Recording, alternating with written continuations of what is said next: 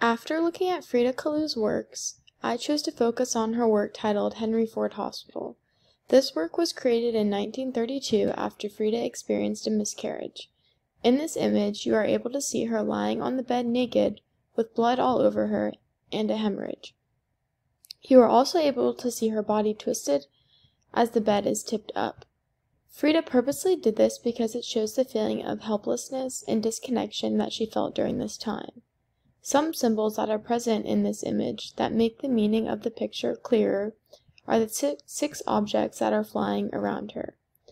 One of these objects is a purple orchid that is supposed to represent a uterus.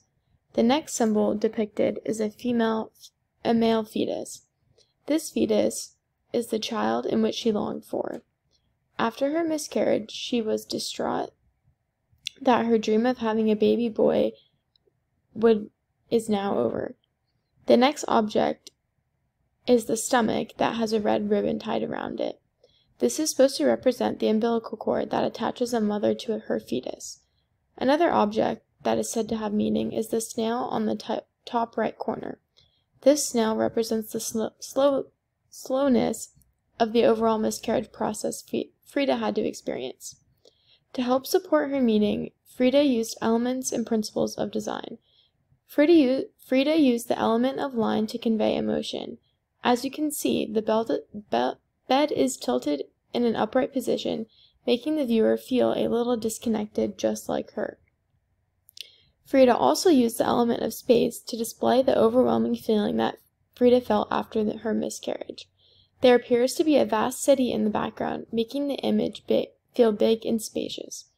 Frida also used the principle of emphasis by using the element of color. The bed in which Frida is lying on is the brightest object on the page. This bright white color emphasizes the bed and Frida. Overall, I believe that Frida's work is surreal.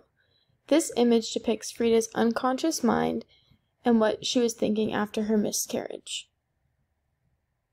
The image does not appear to look real and have real elements, but it depicts imaginary places.